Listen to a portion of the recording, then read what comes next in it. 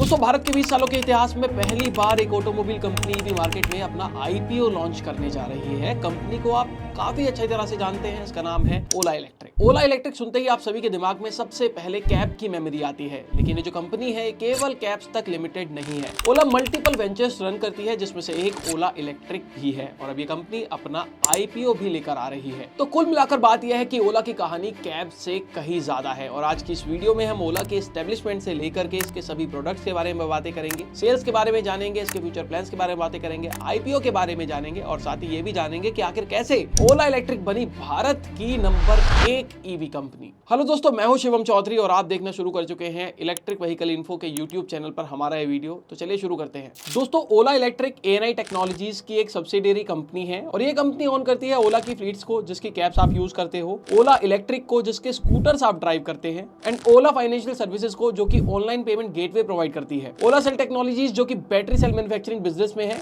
And Ola store जो कि online grocery platform है। ऐसी ही और भी कंपनीज हैं जो कि एएनआई टेक्नोलॉजीज ऑन करती है। एएनआई टेक्नोलॉजीज का हेडक्वार्टर बेंगलोर में है, जिसको भावेश अग्रवाल और अंकित भाटी ने 2010 में रजिस्टर कराया था as Ola trips. But cabs की बढ़ती डिमांड को पूरा करने के लिए फाउंडर्स ने बिजनेस को ओला ट्रिप्स से ओला कैब में शिफ्ट कर दिया और 2012 में कंपनी ने मोबाइल ऐप लॉन्च करके ओला कैब्स को फुल फ्लेज बनाया। अब 2017 तक ओला इंडिया में इतनी ज्यादा सक्सेसफुल हो चुकी थी कि लोग कैब्स का मतलब ओला कैब समझने लग गए थे। अब कंपनी को एक्सपेंशन करना था beyond the business of cabs. फिर 3 साल कोविड का दौर आया और 2020 में ओला ने फिर से कुछ नया करने की कोशिश की। मई 2020 में ओला ने नीदरलैंड की इलेक्ट्रिक स्कूटर मैन्युफैक्चरिंग कंपनी एटर्गो को एक्वायर किया, जो कि उस समय दिवालिया होने की कगार पर थी। इस कंपनी के स्कूटर्स को टेस्ला ऑफ स्कूटर्स भी कहते हैं। एटर्गो ने अपने स्कूटर का नाम एप स्कूटर रखा था, जिसे ओला ने S1 सीरीज के रूप में इंडिया में लॉन्च किया। अब अगर इस बिजनेस को सक्सेसफुल करना था तो इसको हेड करने के लिए भी एक एक्सपर्ट की रिक्वायरमेंट थी और इसके लिए कंपनी ने चुना जूलियन गेफर्ड को, जो कि ऑटोमोटिव इंडस्ट्री के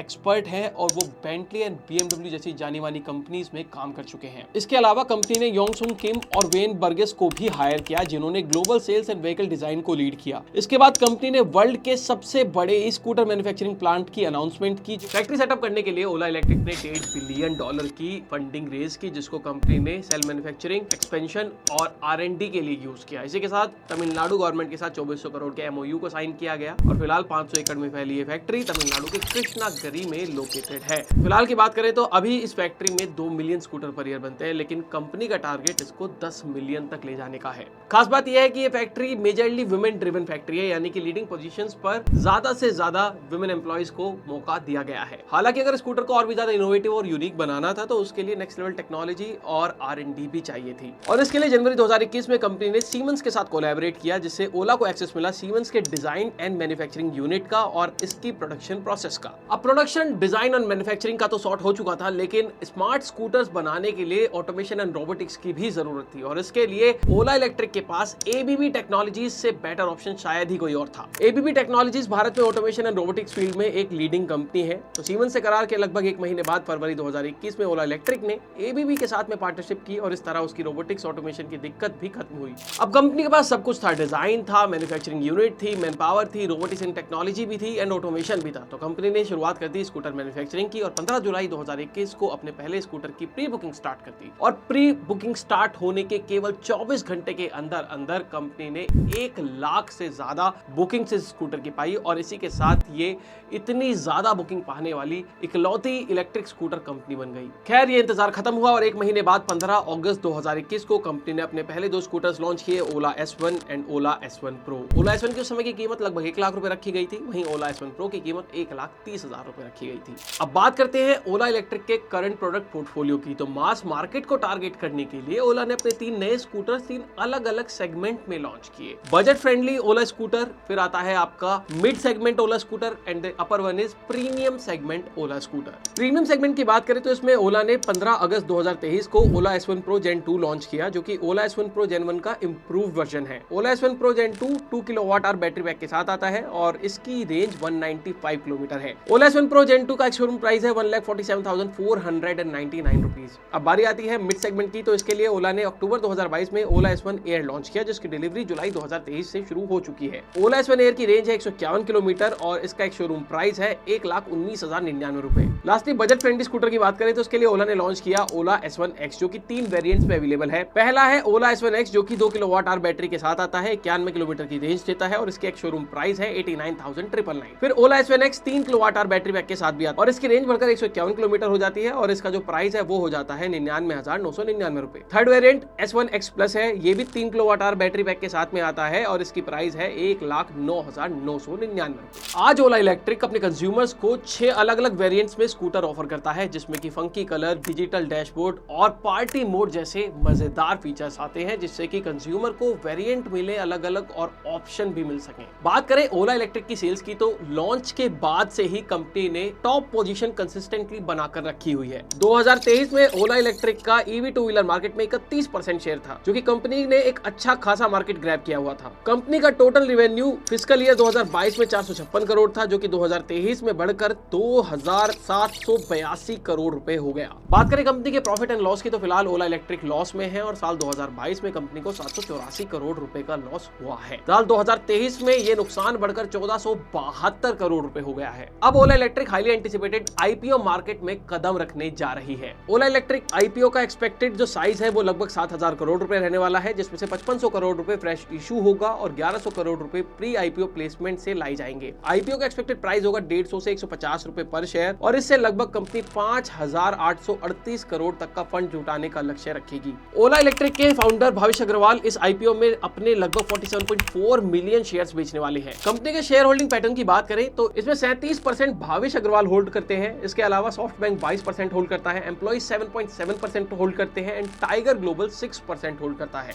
ओला इलेक्ट्रिक अपने प्रोडक्ट सेल्स के साथ साथ इंडिया में ईवी इकोसिस्टम को बूस्ट करना चाहता है, जिससे कि इंडिया में ईवी एडॉप्शन को बूस्ट मिल जाए और इसके लिए कंपनी ने मल्टीपल स्टेप्स लिए हैं। ओला ने स्कूटर्स की चार्जिंग समस्या को खत्म करने के लिए इंडिया में 224 प्लस सिटीज में अपने हाइपर चार्जिंग स्टेशंस लगाए हैं, जिन पर आप 18 मिनट में अपने स्कूटर को 50% तक चार्ज कर सकते हैं। इसके अलावा 1000 से ज्यादा सिटीज में कंपनी ने अपने एक्सपीरियंस सेंटर्स भी खोले हैं। यही नहीं, ओला बेंगलोर में अपना फर्स्ट बैटरी इनोवेशन सेंटर भी खोलने जा रही है, जिसमें लगभग $500 मिलियन खर्च होने वाले हैं और इसी के साथ ये बन जाएगा इंडिया का पहला made in India battery cell manufacturing unit. यहाँ Ola lithium ion NMC 2170 battery का प्रोडक्शन करने वाली है। ओला इलेक्ट्रिक सिर्फ स्कूटर्स तक ही लिमिटेड नहीं है, बल्कि कंपनी ने 15 दिसंबर को ओला S1 की 3rd एनिवर्सरी के ओकेजन पर भाविश अग्रवाल ने इंडिया की पहली AI बेस्ड कंपनी की अनाउंसमेंट की, जिसका नाम है कृत्रिम AI। लॉन्च होने के केवल 1 महीने के अंदर अंदर कृत्रिम ने $50 मिलियन रेज कर लिए हैं, जिससे कंपनी इंडिया की fastest and first AI unicorn बन गई है। फ्यूचर में कंपनी कृत्रिम के AI फीचर्स को अपने स्कूटर्स के साथ भी इंटीग्रेट कर सकती है, जिससे कि स्कूटर्स को भी AI फीचर्स मिल सके।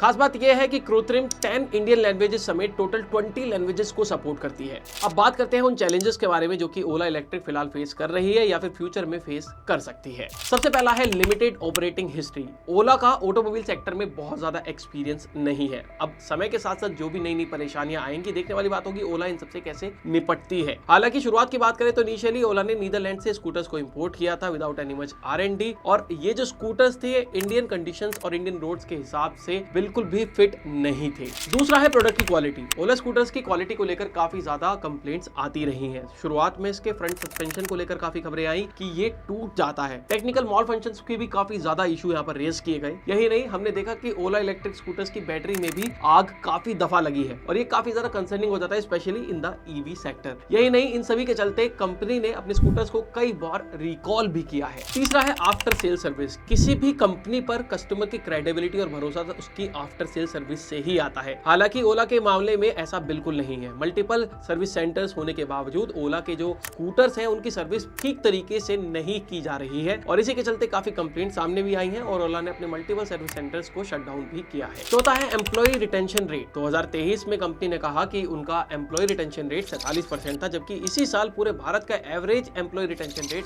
10% था। इसका मतलब यह है कि ओला इलेक्ट्रिक में से हर 10 में से 5 एम्प्लॉइज नौकरी छोड़कर जा रहे हैं और इसमें से कई सारे टॉप लेवल के भी एम्प्लॉइज हैं, यानी कि ये कंपनी के वर्क कल्चर पर सवाल उठाता है और फ्यूचर में जरूर यहाँ पर ओला के लिए ये परेशानी खड़ी कर सकता है। पांचवा है रॉ मटेरियल। ओला अपने 35% रॉ मटेरियल को थर्ड पार्टी से सोर्स कराती है, जो कि इंडियन कंडीशंस के हिसाब से नहीं बने होते, ना ही इन पर R&D की जाती है, ना ही इनकी क्वालिटी पर कुछ ट्रस्ट होता है और इसी वजह से आप देखते हैं कि काफी दफा ओला के इलेक्ट्रिक स्कूटर से हमें कंप्लेंट्स आती रहती हैं। तो सप्लाई चेन की कभी दिक्कत हो जाती है, प्राइस कंट्रोल नहीं रहता है और इसीलिए ओला को काफी परेशानियों का सामना करना पड़ता है। तो ये तो रही चैलेंजेस की बात, लेकिन बावजूद इसके अगर हम आज की बात करें तो आज ओला इलेक्ट्रिक स्कूटर्स का एक जाना माना ब्रांड बन चुका है। और इसके पीछे सबसे बड़ा कारण है ओला इलेक्ट्रिक की एंट्री का समय। ओला इलेक्ट्रिक ने उस समय भारतीय बाजार में कदम रखा जब सरकार इलेक्ट्रिक व्हीकल्स को काफी ज्यादा प्रमोट कर रही थी। इसके लिए कंपनी ने फेम नाम की एक पॉलिसी और स्कीम भी चलाई हुई है, जिसके अंतर्गत जो मैन्युफैक्चरर्स हैं इलेक्ट्रिक व्हीकल के, उनको काफी ज्यादा टैक्स बेनिफिट्स दिए जाते हैं। अगर ऐसे में सरकार फ्यूचर में अपनी फेम पॉलिसी को बंद कर देती है तो तब कंपनी के सामने परेशानियां खड़ी हो सकती हैं। इसी नोट पर आइए बात करते हैं ओला के फ्यूचर प्लान्स के बारे में। कंपनी का गोल फिस्कल ईयर 2025 में 3 लाख स्कूटर्स बेचने का है। इसके लिए ओला इलेक्ट्रिक ने न केवल स्कूटर्स बल्कि बाइक सेगमेंट में भी अपना कदम रखने का सोचा है। इस साल ओला इलेक्ट्रिक अपनी 4 नई बाइक वेरिएंट्स को लॉन्च करने वाली है, जिनका नाम है एडवेंचर, रोडस्टार, क्रूजर और डायमंड हेड। कंपनी ने इन बाइक्स की प्री बुकिंग भी स्टार्ट कर दी है और इनको ईयर एंड तक लॉन्च किया जा सकता है। और यही नहीं, इस साल कंपनी अपनी एक इलेक्ट्रिक सेडान कार भी लॉन्च करने वाली है, जिसकी कीमत लगभग 25 से